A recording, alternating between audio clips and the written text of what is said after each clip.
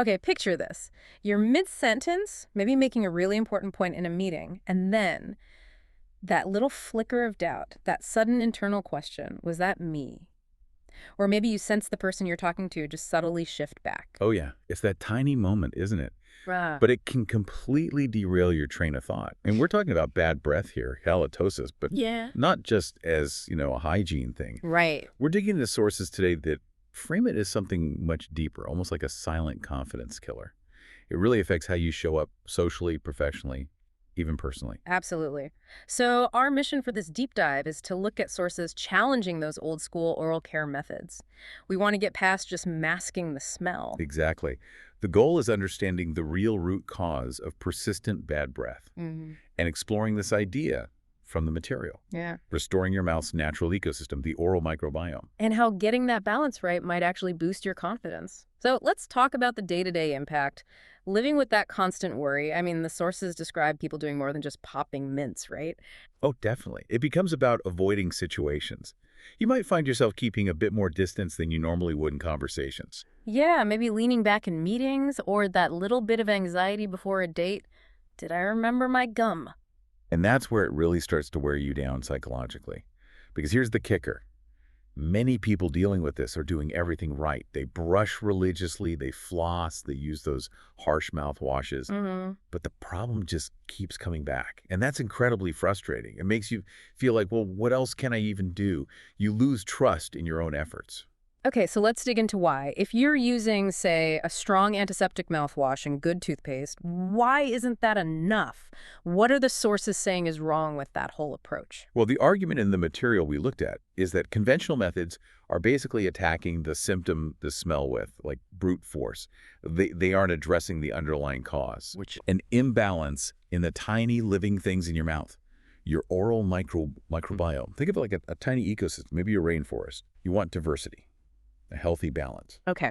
But when you use things like alcohol-based mouthwashes, you're essentially scorching the earth. You Yeah. kill everything, the good bacteria, the bad bacteria, everything. Okay, so it's like nuking the whole village, not just the bad guys. Why is that bad in the long run?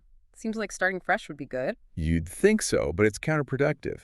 See, the beneficial bacteria, the good guys, Mm-hmm.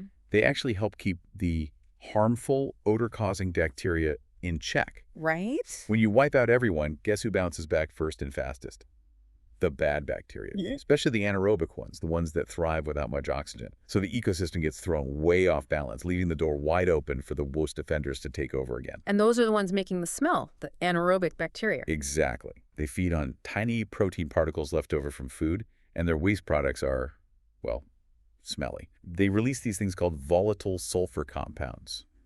VSCs for short. VSCs, okay. Yeah, compounds like hydrogen sulfide, that's rotten egg smell, or methyl mercaptan, which is more like rotten cabbage. Ugh. Mm-hmm. So even if you brush and scrape your tongue, if the bacteria deep down are still pumping out these VSCs, the smell factory is still open for business. Wow. Okay, that leads to a pretty striking statistic in the sources. They claim that 80% of persistent bad breath comes from these bacterial imbalances right there in the mouth. That sounds huge. It is a big number, and while you might see slightly different figures in various studies, the consensus in the material we reviewed was really strong on this point. The vast majority of chronic halitosis, it's Right. happening inside the mouth because of this imbalance, this dysbiosis. So it fundamentally shifts how we should think about it. It's less about scrubbing away food and more about managing the actual inhabitants of your mouth. Precisely.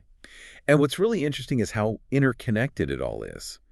The sources point out that the same bacteria causing the bad breath, they're also linked to things like gum inflammation, plaque buildup, even cavities, and potentially digestive issues down the line.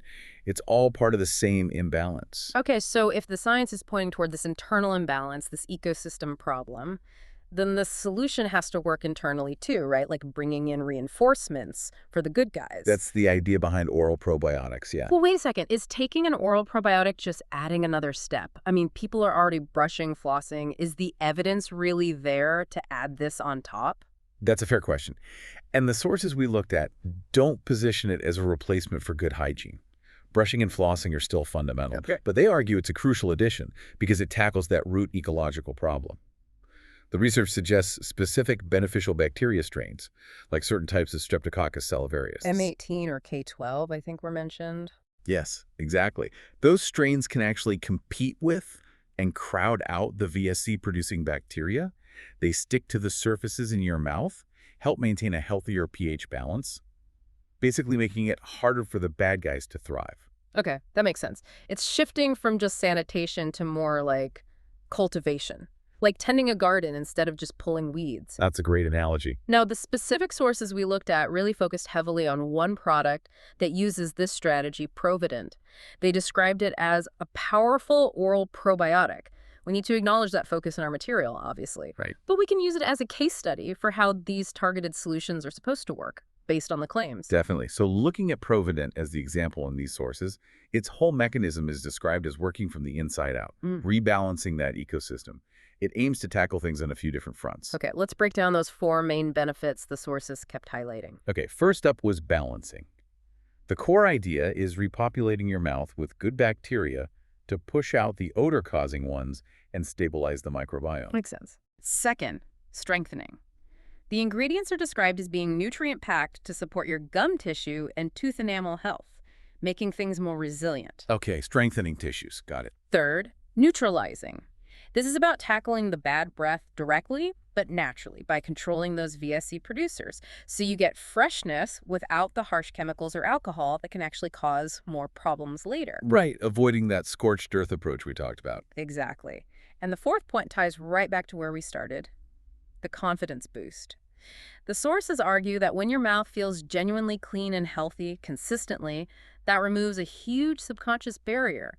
It lets you feel more, well, unstoppable in social situations. This is where it gets really interesting for me. Okay. Moving beyond the science claims and into how this actually played out for people, the sources shared some specific stories. Yeah, they did. Let's talk about Anna. She's a 42-year-old teacher. Her story was quite powerful. She apparently used to dread parent-teacher meetings. Wow, dread them. Yeah, just constant paranoia about her breath, Yeah. always needing mints, worried about standing too close to people. That sounds exhausting. But what changed for her? Well, she reported noticing a difference pretty quickly, within about 2 weeks. Her mouth just felt fresher overall throughout the day. And even her morning breath, which she said was notoriously bad, got significantly better. Okay, fresher breath, that's the direct goal. But what about the confidence part? That was the real payoff for her, according to the story. It wasn't just the lack of bad smell, it was the lack of worry. She felt she could finally just talk freely, engage fully with parents and colleagues without that constant nagging thought. That's a huge shift in daily life. Yeah, absolutely. That psychological relief sounds immense. It really highlights how solving the root problem frees up so much mental energy. Then there was James, a 51-year-old engineer. His story added another layer. Oh yeah, how so? For him, it wasn't just about breath. He apparently had ongoing issues with his gums bleeding whenever he brushed. Pretty common problem, actually. After using the oral probiotic approach for about 2 months, the sources say the bleeding stopped completely. And apparently, his dentist even commented on how much healthier his gums looked. So potential benefits beyond just the smell, that points back to the overall ecosystem health idea. Exactly. Tackling the bacterial imbalance seems to have wider positive effects on oral health. What about the practical side? How do people actually use these things? Is it complicated? No, apparently it's super simple. The sources described it as typically 1 dose, like a chewable tablet or powder, per day, usually best after brushing. You just let it dissolve slowly in your mouth. So the good bacteria have time to set up shop. Pretty much, yeah. Time to colonize. But consistency is key. The sources were clear on that. You're changing a biological system, so it takes a little time. People usually notice results within, say, 1 to 3 weeks as the balance starts to shift. Okay, let's pull this all together. What's the main takeaway for someone listening right now who relates to that initial scenario, that moment of breath-related panic? I think the core message from these sources is that real confidence, that feeling of ease when interacting with people, isn't necessarily about having a perfect Hollywood smile. Right. It's more fundamental. It's about feeling comfortable being close to others, talking, laughing, connecting, without that constant nagging background worry about your breath potentially ruining the moment. So viewing oral care differently. Yeah, shifting the perspective. This deep dive suggests maybe we should think about it less like just cleaning up damage and more like actively managing an internal ecosystem, tending to your oral microbiome. Which, according to the sources, is really about regaining that freedom to just be yourself in any situation. Exactly. making sure your physical health isn't putting limits on how you connect with the world. That's a really interesting way to frame it, and it does make you wonder if tweaking something as small and unseen as the bacterial balance in your mouth could potentially redefine your daily confidence and how you engage with others. What other small, maybe unnoticed fundamental imbalances within our bodies might be quietly holding us back or shaping our self-perception in ways we don't even realize?